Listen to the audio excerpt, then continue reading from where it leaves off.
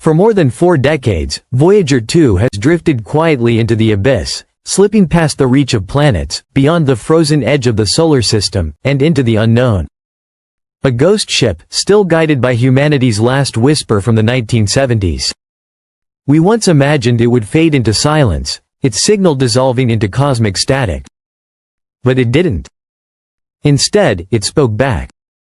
Not just routine telemetry. Not just another fragment of data. A transmission that made NASA scientists pause. A sudden spike. An unexpected shift. A sharp line crossed. And with it, confirmation of something humanity had long feared, but never dared to say aloud. The edge of our solar system is not a blur. It is a wall. And beyond it, something changes. Music builds. When Voyager 2 crossed the heliopause, the boundary where the sun's influence ends and true interstellar space begins, scientists expected a graceful transition, like sunlight fading into twilight.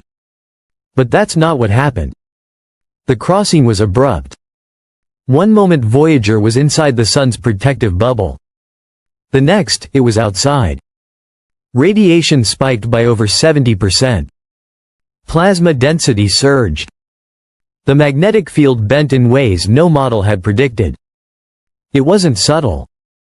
It was like piercing a membrane and stepping into an entirely different room. What shocked scientists most wasn't simply that a boundary existed, but how precise, how sudden, how absolute it was. The heliosphere, once thought to bleed gently into space, was revealed as a shield. A fortress wall holding back the chaos of the galaxy. And now, Voyager 2 had slipped through the gates. For decades, the heliosphere was only theory. A bubble sculpted by solar wind. But Voyager 2 proved it wasn't just theoretical, it was essential. Inside, conditions are softened, radiation filtered, cosmic rays diminished. Outside?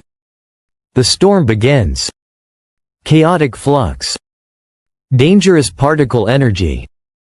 Unforgiving radiation. The universe suddenly appeared not as an empty void, but as a violent ocean, and we had just stepped off the shore. Music rises. In 2019, Voyager 2, so reliable for over 40 years, suddenly went silent.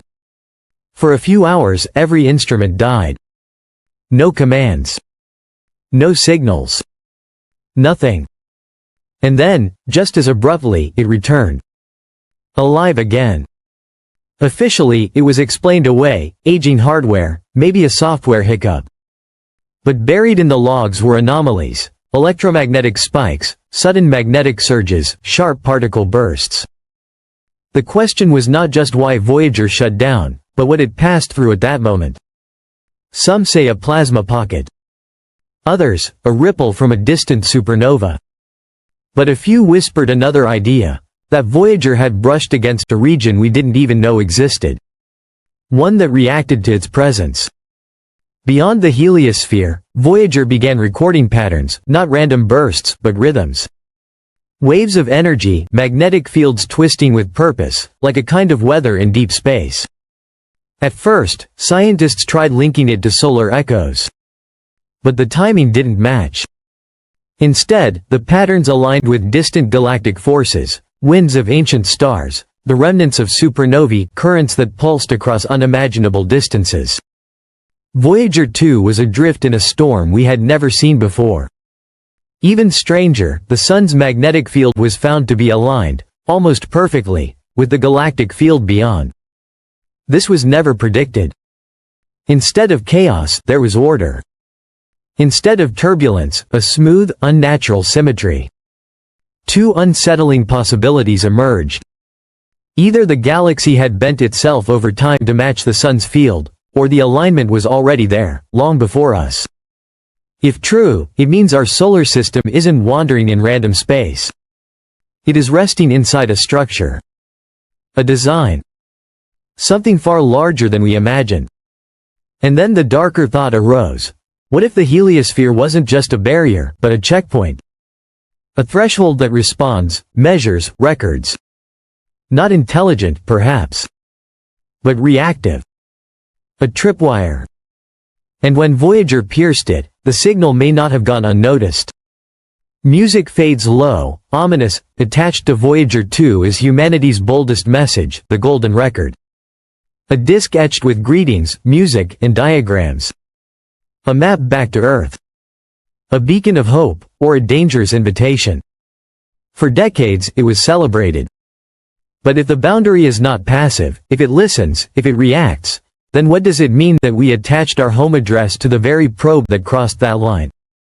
Were we extending a hand? Or exposing a weakness? Every transmission confirms our presence, our intelligence, our location. And if something is listening, the Golden Record is no longer just a greeting. It is a flare. Voyager 2 was never meant to last this long. Never meant to reveal truths that unsettle our place in the cosmos. Yet here it is, drifting into silence, beyond the shield that protects us. What it found was not emptiness. It found structure. It found pressure. It found a gate. And now, the question lingers, not just among scientists, but for all of us. Did Voyager 2 simply explore the edge of the solar system? Or did it